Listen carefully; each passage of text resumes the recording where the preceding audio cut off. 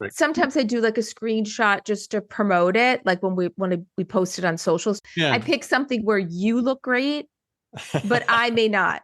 It's all about the guest. Okay. And As the co-owner of this company, I have to look great too. So you know. it's Clay first, then you, then me. Okay, that's fine. Like, I'll take that. I'm Jeanne Bowerman. And I'm Kira Duggan. And you are listening to The Story Will Save You. So today, Matt Misitich and I are talking to Clay Stafford, who's an American best-selling and award-winning author, poet, screenwriter, and playwright, film and television producer, director, showrunner, actor, book, film, and stage reviewer, as well as a public speaker. Clearly, Clay has a lot of hats he's wearing. He's sold nearly 4 million copies of his books overall and has had his work distributed in 16 languages. He's the founder and CEO of the annual Killer Nashville International Writers Conference and a contributor to Writer's Digest magazine with his monthly online Killer Writer. In addition, Clay is the founder of thebalancedwriter.com, a creative learning platform for writers. So welcome, Clay, to The Story Will Save You. Thank you for having me. I think it's really funny that The Story Will Save You, but you founded a conference about killers. Well, hopefully it saves the protagonist in most cases. How's that? Yeah, that sounds good. Maybe we can talk a little bit about Killer Nashville. Like, what was your inspiration for starting that? And tell us a little bit about that craziness, because running a conference is not easy. 20 years now, right? Yes, 20 years. It's been a great experience. It's actually, I'm a producer by trade, so I produce television shows and films, and so I've produced numerous live stage events, and so producing a conference just falls down into that checklist of producing. From the very beginning, I wanted it to be something international. I wanted it to be something that brought people together. I wanted to be able to experience different cultures and different perspectives on crime writing and stories. And so we started in 2006, and it has since grown from there. I'm here, by the way. Hi. Hey. I realized I hadn't spoken yet. Long-time listener. Welcome to your show. Yeah. Welcome to I'm curious, just to backtrack. You went from you were producing film and television in, was it late 80s throughout the 90s, and then you transitioned into publishing, or was it kind of a simultaneous sort of? It was really a simultaneous thing, because I started as a kid writer. I sold my first short story when I was 10. And then I was a professional actor when I was 10 as well. And so I had publishing and entertainment going at the same time. And as the process went through, I was able to go in back and forth between the two worlds, which is what I've done. If you look at my resume, it's a bit eclectic. And it's all reflecting. They said, what's the common? Why are you a songwriter? Why are you a writer? Why are you a filmmaker? Why are you why are you doing a conference? All of it has to do with story. It all comes down to story. It's telling stories in all of those different media. So I've been a storyteller all my life.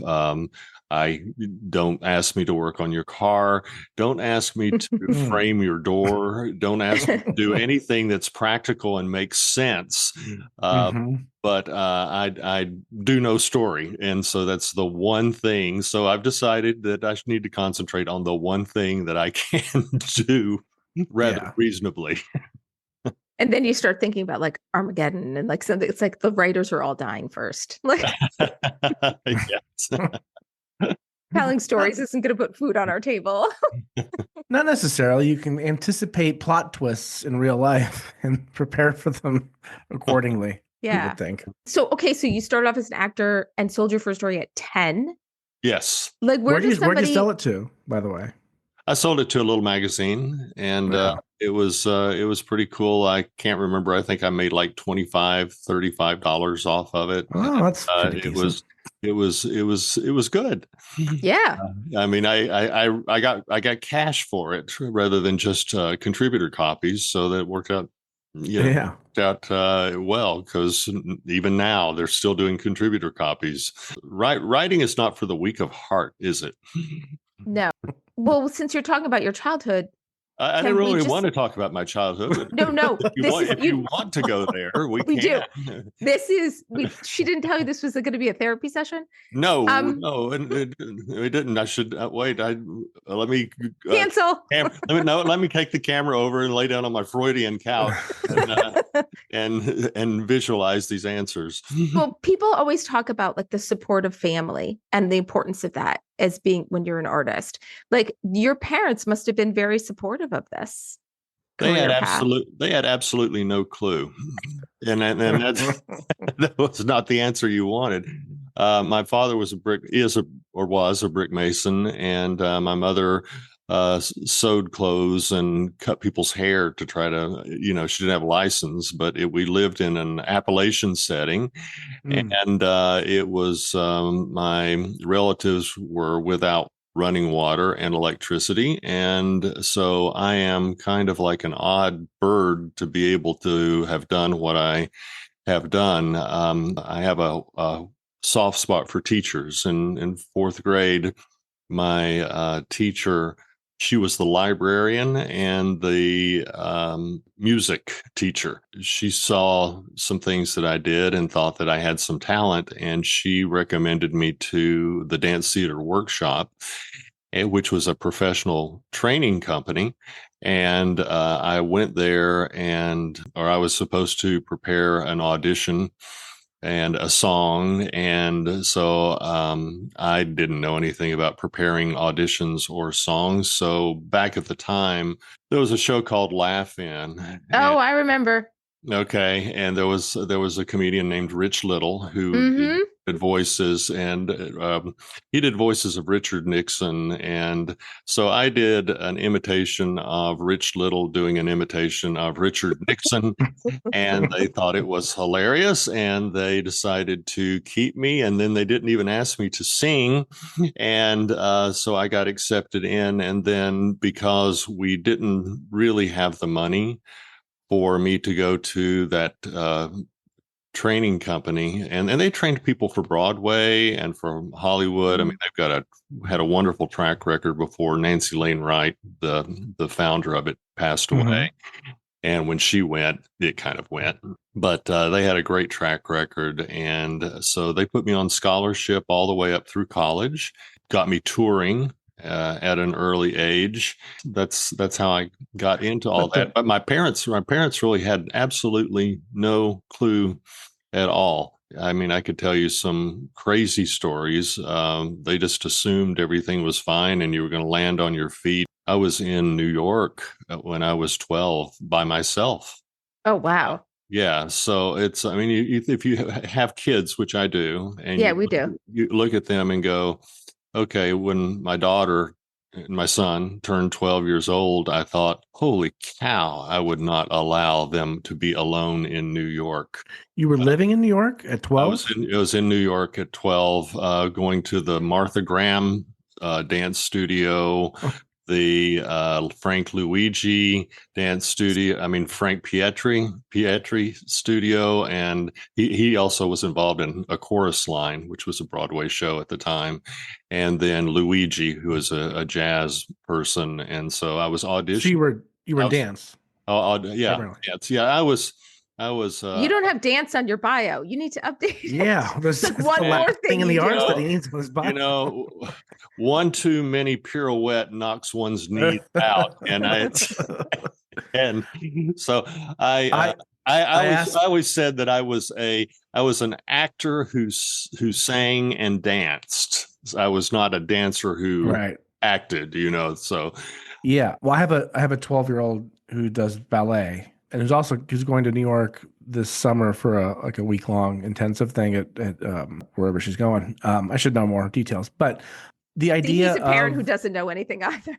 I don't know anything, but the idea of dropping her off and just flying back and just letting her have the week in New York is insane to me. I wouldn't even let her. They didn't even drop me off. I got in the car with some friends of mine who were strangers going to New York, and from the Dance Theater Workshop, and we went to New York, and so spent the summer there. Well, I don't want you to don't date yourself, but what general era was this in New York? Well, writers are reclusive, and but that doesn't mean we date ourselves. I have a Right. wife. Oh, yeah. Okay. Okay. So, I got the joke. Yeah, but you should have said it in a Richard Nixon voice. yeah, poor Tricky Dick. What was the question? I'm Oh, sorry. I'm sorry. I don't remember. Oh, About what era was This that? was the 70s or so? Yeah, I started my first production company when I was 16 in the 70s, Uh-huh. and I was doing bank commercials with a 8 millimeter camera and a sound deck. So I was behind the scenes as well as in front of the camera, and I was doing all the usual things that we filmic kids do, shooting our little shorts on Sure. 8 millimeter and editing together. So I was pretty immersed in the entire process. And as I went further along and went to, like Universal and was working there, Lou Wasserman, who was the head of the studio, Sure. was a mentor of mine.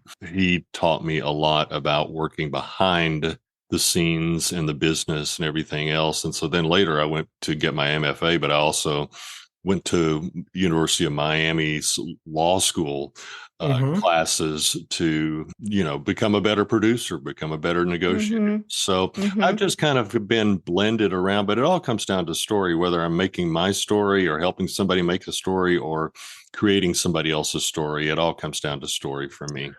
Well, and Oh, that's the thing I see because I've been working in like, development for I don't know too long for I won't even date myself. I won't say how long, but a long time. I feel like this isn't a criticism of like the modern 20-something-year-old writer, but a lot of young writers think like, oh, I'm just going to go be a writer, and they don't think about the life experience that they kind of mhm. need first in order to be a better storyteller. In Well, my they opinion. don't necessarily, the ones I've taught don't necessarily think about living in your car either, which is something that Right. I've done before. But, we're young, we don't think about things, and I think that's just par for the course. Well, and that's what it would be. It would be comforting to them to know that the struggle is that's part of the deal. That's part of what makes you a better storyteller, a better creative, and a better better writer eventually. Yeah, Empathetic too. Right. yeah, but I remember back when I was younger, Harrison Ford, an actor, Mhm. said to me, and he did call kid, hey kid, like in Star Wars, he's like, kid, you need to stay with it because here's eventually what's going to happen. People are going to get discouraged and they're going to quit.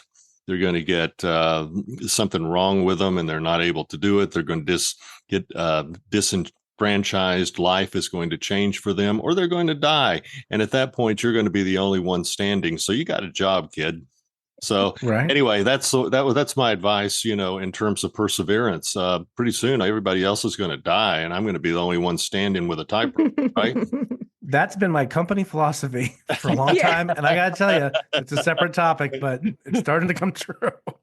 So, And what I love about your story and your path is that you didn't come from a wealthy family. You're not a trust fund kid. Like you just hustled and did the hard work right out of the gate for many, many years. And at least your parents didn't make you hitchhike to New York.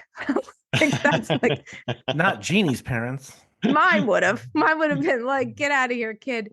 Yeah, they locked me out of the house for like a week when they had a project to do at the house, and it was survival of the fittest back in the good old days. Oh, But mine. you obviously have ability to network and to get to know the right people in the path. So maybe some thoughts and advice to people about making the most of an opportunity when you have it. I used to go down around Santa Monica Beach and new people that I would meet, like actors and things that would come west to become famous. I would tell them, don't get too excited because really, in my perspective, there's a lot of people down under those banyan trees, that are growing with the roots down there, and the people are living Right. underneath. I said, there's a lot of people under those banyan trees who are a lot better actors and writers than I am. They just haven't had the opportunity to do it. So I don't know how much of it falls on talent so much Mm. as, and this is where Killer Nashville comes in. I gave credit to the people who mentored me. and who saw something that they felt like they were going to, that was worthy of using their precious time in Mm. order to encourage me. And that we've carried that philosophy over to Killer Nashville. That's when that we are a mentoring conference. When people come there, it's a small conference. We limit it to 480 people. People come in and they're always willing to share business cards and make long-term relationships with people and mentor the next generation that's coming in. Just for an example, when I went with PBS, I had worked in film, but I had not worked in multi-camera television. And I told Bob Lopez that I would really like to be a director of TV. And he said, what experience do you have as a director of TV, like switching and tech director and all that? And I said, absolutely none. And he said, well, we don't have a spot for you. And I said, I'll tell you what, I'll bring you coffee. I'll do whatever I need to do. I can run errands. I can whatever. If you just let me on the set, let me watch and let me see what's going on. And he said, well, if you want to do that, I mean, you can work after hours because I had my regular hours at PBS as a producer and writer. And he let me hang out. And he then saw that I was serious. He took me under his wing, and we went from there. And I can go through numerous people throughout my life who have done the same thing. And so I think getting back to your original question is that you just really need to throw yourself out there. And every time someone has the generosity to offer their assistance or their time, you respectfully take that and do the best you can with that opportunity that you've been given. And I think that's what makes the big difference between, because we are in a, the writing and publishing and entertainment industries are very small. We all know each other. We all have to have that reputation. I get sometimes interns or people who are graduating from college that want to apply to work for American Blackguard Entertainment, which is my entertainment company. And many times they want to come in as the executive in charge of production. They want to, and they've really had, and God bless them, but they've really had no experience. And I'm of the old, what used to be the old William Morris agency philosophy. No matter if you had a legal degree, you started in the mailroom and you worked your way up and you knew how to do that. And I really think that that's the process that writers need to go through. And you just really need to know that that's, they say pay your dues, or, it's not really like that. It's learning the craft and learning the skills and learning the networking and learning how things operate, the protocol, the courtesies, all of those things that go in. And I think that really writers, it would behoove them to think that wherever you are is a great place to start, and you don't need to be anywhere else. You just need to start slowly climbing that ladder. And it's something I always used to tell people also when I was in working at the studio, attach yourself to people that are going somewhere, because you see Martin Scorsese uses the same actors, the same cinematographers, the same everything. Steven Spielberg uses the same all the way through. All of these people work that way. So if you've got a writer who is moving into a direction that you want to go, attach yourself next to them and kind of follow in their wake. And you'd be amazed at what you can accomplish with that. Yeah, it's the instant gratification culture, I guess, if you want to call it that. It's just it's making a whole generation of people a little impatient.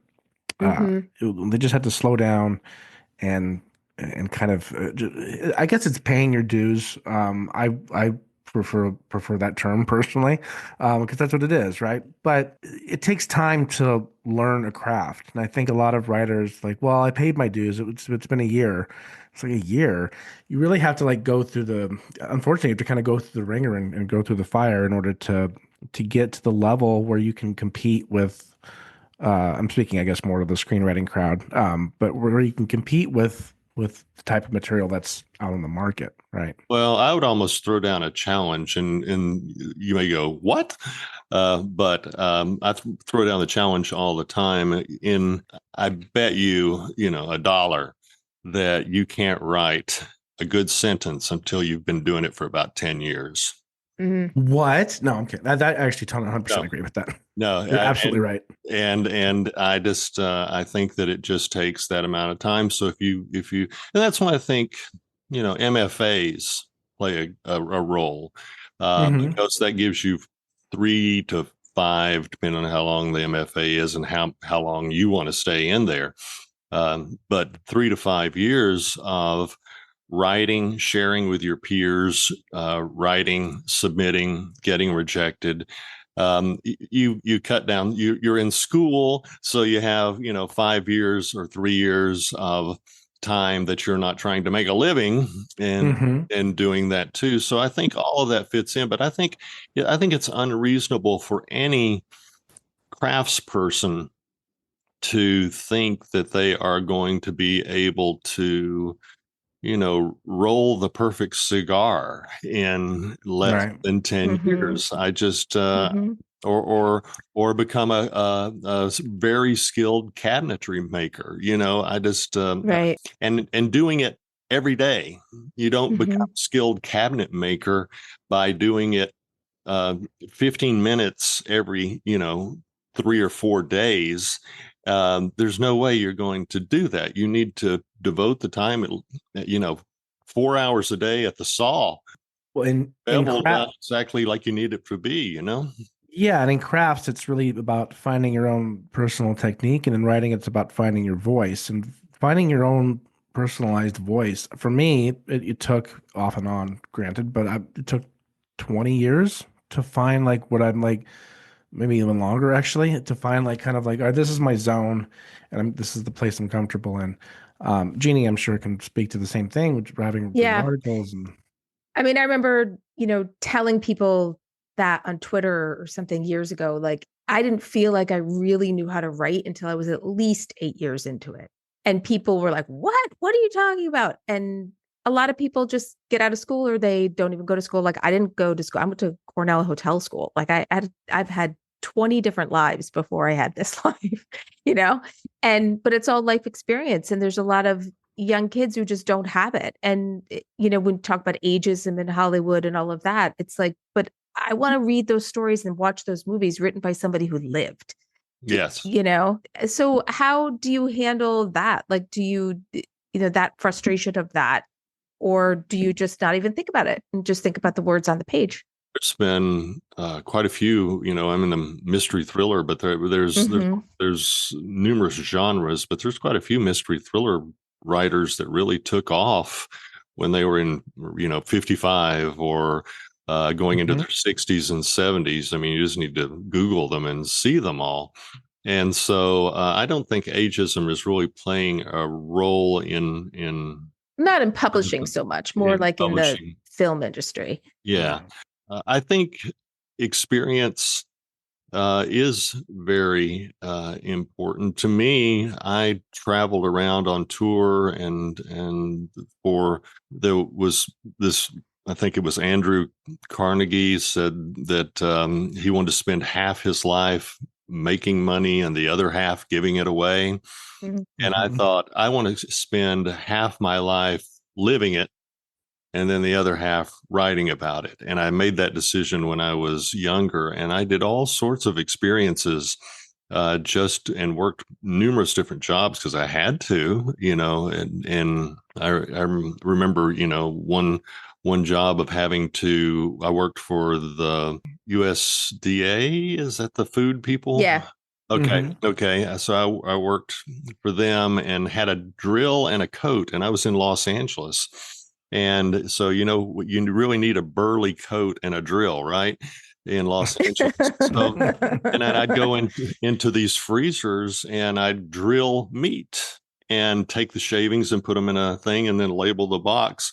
And what I was doing was to see if they said it was 80% ground beef, it better be 80% ground beef or something. And so Mhm. I sent all those stuff off. So I view those. I am a brick mason because I grew up the son of a brick mason. Mhm. And so I think all of those experiences come into play. And if you don't have those experiences, you really don't have anything much to write about.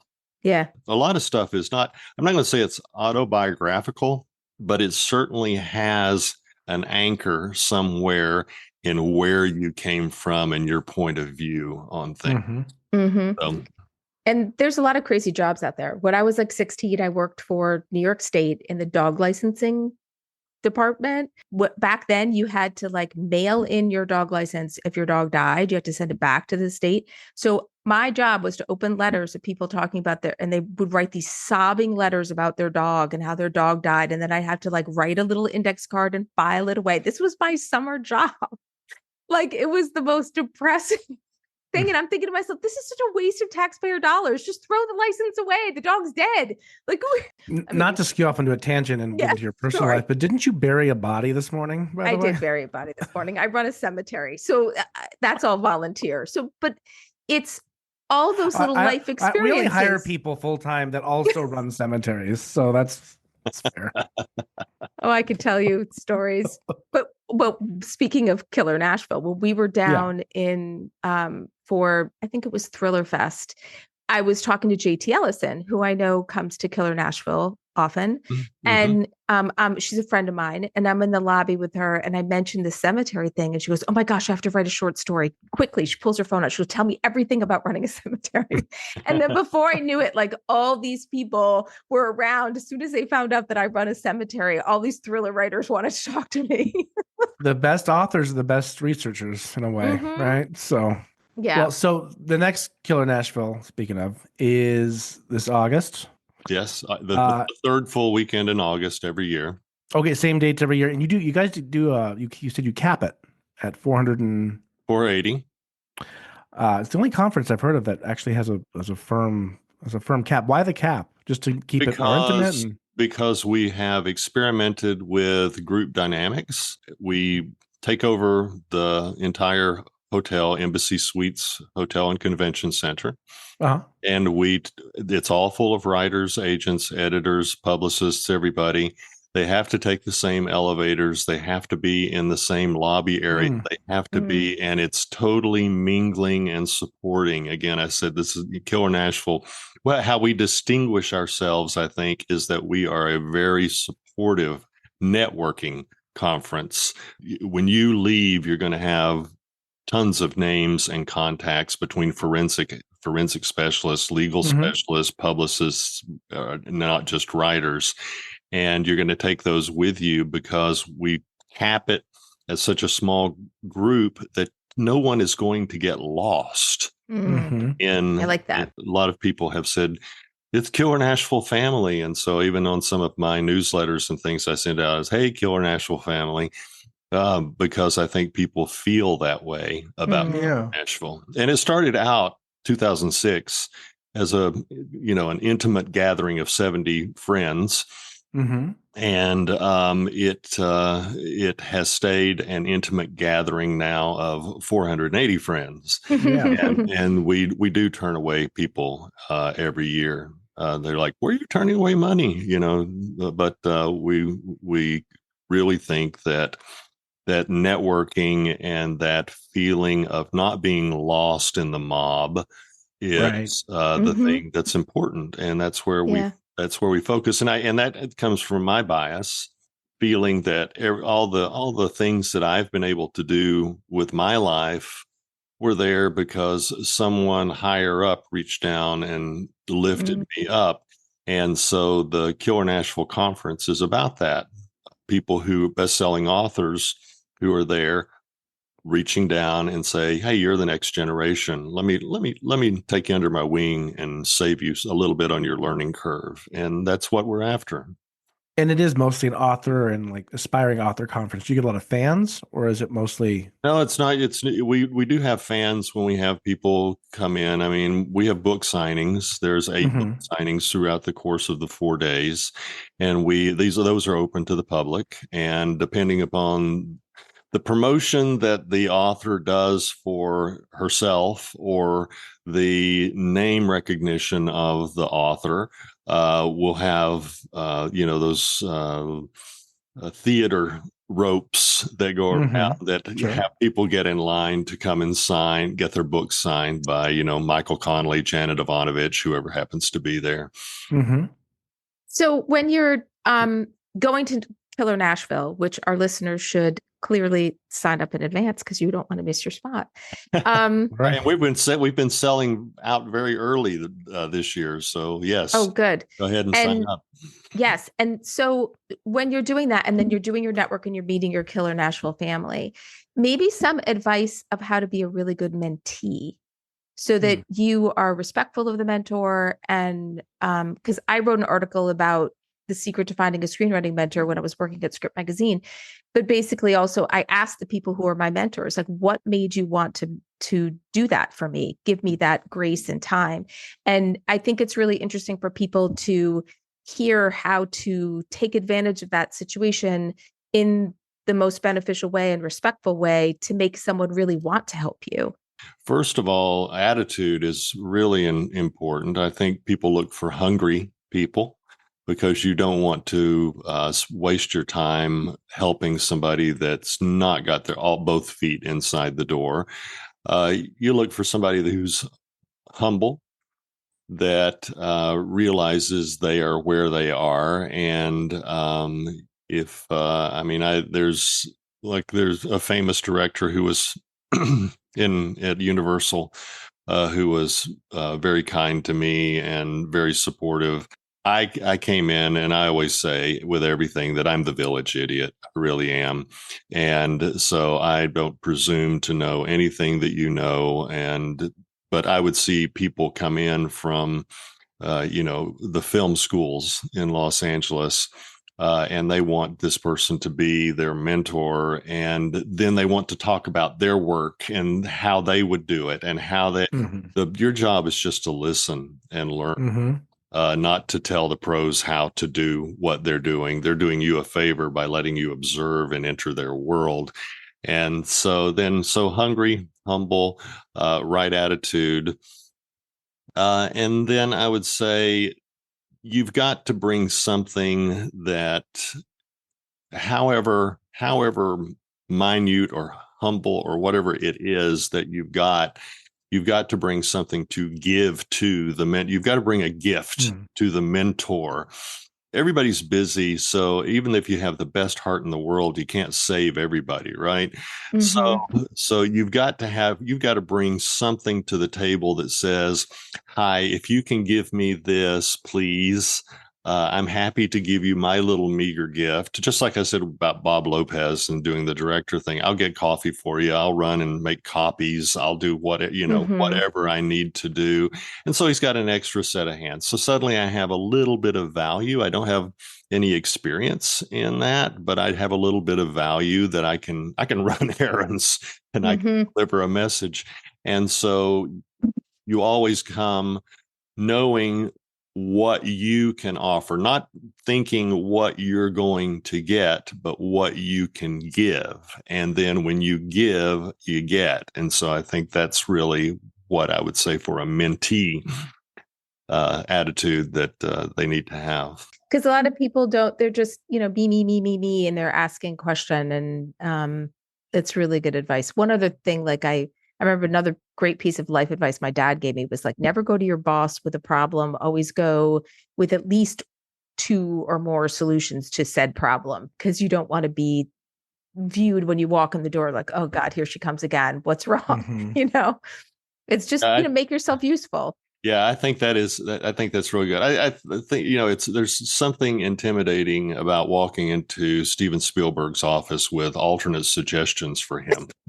So I think it's great to have them in your mind, but once again, I'm not sure that the UCLA student should go in and offer that right off the bat, unless there's the prompt of, I don't know, Clay, what would you do? And then can be ready to go. But yes, I think even the people who work with me, I have that philosophy with people who work with me, don't please don't tell me what's wrong. Think about it Mhm. for 5 minutes longer and Mhm. think about how we can make it right. And then when you come and tell me, I don't have to think about it. You say, this is not working. This is not going to work. I don't think. But if we did this, then and that is such a welcome gift for anybody. Yeah. Yeah. So that's a philosophy that we have at our company, that you pretty much try to come up with your own solutions before you come and tell me what Oh, the yeah. problem is. Yeah. And the solutions have to come from an educated place. Let me repeat that for the people listening that work for In the us. back. The solutions have to come. No, they know this already. Yeah, No. and you don't, and your solution is not coming until 10 years after you start working on Yeah, it. you Because need a don't have decade. you don't have the experience to do it. Now, the flip side, if they offer you a suggestion, be sure you take it. There was a situation where Spielberg does, I think, three movies a year, and he directs one and he produces three. And then he hires directors to handle. And one of the direct, and I'm not going to say who the director was, but one of the directors was shooting a scene, and Steven Suttle. And so he happened to visit the set that day, and they were shooting the scene, and he looked through the camera. You know, you can't touch the camera because that's union rules, but you look through the camera, and he's like, well, that's great. And then just off on the side, you know, I think if I were shooting it, I'd probably put the camera over there and get the shot from that, and then just walked off. And Right. immediately the director went, move the camera. Right. Because those, when it's your mentor giving you those little cues, then you need to pick up on those really quick. And don't, here's another minty thing. Don't argue about your point of view if you disagree with the mentor. Just note it in your head. I don't think I agree with that, because you are not going to convince the mentor. You're only going to make them frustrated that they agreed Mhm. to help you. Right. It's a saving face thing. Just say, Yeah. yes, that Yeah, I'll consider that. And yeah. then move That's a on. really interesting note. There's no, Yeah. and if you're in script meetings, the best answer on all of it is, I mean, they're paying you, right? And if you're talking about screenwriting, they've got the rights anyway. They can fire you in a minute. Right. So the best answer is, yeah, wow, man, I don't know what I was thinking. That was stupid. Oh yeah, I wrote that, but I can see what you're talking about. That's crap. And I mean, that's been my best defense throughout my whole career is, whatever, if you're writing the check, you're right. Yeah. and it has worked very well for me. That's Yes. awesome. The business owner's always right. Yeah, So and is then the you customer. come home, and you rant around about, I can't believe these bean counter MBAs are telling me, a creative person, how I'm supposed to be doing this. But the truth of the matter is, the bean counter MBAs do have the ability to tell you what to do. Mhm. That, as a matter of fact, they can even now, make you shoot alternate endings so they can test them in an audience to see who likes which ending best. Yeah. Yeah. So it's things have changed over the years. Can Oh, you yeah. talk a little bit about like I can writing? talk about anything. What do you? We have to wrap up soon, ma'am. I know, but just like writing in different, because I want to touch on this first before we wrap up, but writing in different mediums, because there's so many people who are just like, oh, I'm just going to be a screenwriter. Oh, I'm just going to be a novelist. Oh, like I'm just going to be a poet. Like, talk a little bit about that and making that transition, and what's great about that and what has been a challenge about that. Yeah, I think if you are only going to write novels, or you are only going to write screenplays, you've probably made your life very simple. And if you're very good at that, then I think you've made a wonderful decision. For those who feel different expansive things and don't know any better. Remember, I started very young, so I didn't know. I was always writing poetry. I was always writing short stories. I was always writing. So I wrote all this stuff. And I think that if you're going to do it, for each one of those media, you have to go back to square one. So no matter how good you are at writing a novel, you might be able to transfer 3 acts over. You might be able to say, let's put some conflict in every scene. You might be able to say, we need arcs for our characters. But beyond that, screenwriting is a completely different animal. You need to start from the very beginning and write a dozen awful scripts for 10 years. Right, of course. And then you'll start selling them, but you can't, they don't transfer easily over. The general concepts of writing. 90% of all writing, no matter what you write, is going to be the same, right? You're gonna have internal conflicts, relational conflicts, external even when you write a poem, there's going to be those conflicts in there. But I think it's the difference between driving a Lexus LS and then driving a Volkswagen Bug stick shift and then driving a international tractor and then driving a tractor trailer truck. They're all, and then I'm throwing a motorcycle for poetry. And so they are all completely different. They all handle differently, and you need to go back to square one. And for every single one of them, I mean, you're going to crank the clutch without a doubt and fail. So if you want to write in different media, just remember, it's a wonderful thing to be able to do, but you have to put in your time to learn that. And putting in your time to learn that also, as a caution, takes away from the amount of time that you can focus into one thing, like being the greatest novelist that ever lived, because you're of a divided mind when you're doing that. So you really have, I think you have to have that true interest. There's people who come to me that write novels and say, I want to write a screenplay. So I get WGA. I can get X amount of dollars by doing that. Well, first, you're not in WGA, and second of all, the competition is so stiff, and then it's a completely different animal. And why would you want to do that to yourself? I mean, Stephen King directed. He didn't like the way things were. Some of his work was being portrayed, so he ended up saying that he wanted to direct. Well, he directed and said, after he directed this film, I can't remember the name of it, he said, I could have written 3 or 4 novels in the amount of time I did that. So he lost 3 or 4 novels by doing that. But if you do what you love, which is my philosophy in life, if you do what you love, then if it cost you 3 or 4 novels, but you had a great ride making that film, then that's what you need to be doing. But if your focus is on, thinking making a quick buck or what, I think it all comes down to what the motivation is for you. But you've still got to serve that time. I would say again, you can't be a great poet until you've written poetry for about a decade. And so I think. We know a lot of film and TV writers that are transitioning over to fiction, and they're enjoying it and they're very good at it. And, some stories that they come up with aren't really suitable for a film necessarily. It might be too hard of a sell or just too big of a budget or whatever it might be. And they write it as a book, and it works really well as a book. So you can balance it as long as you're, like you said, as long as you're motivated to do so and you're not out for...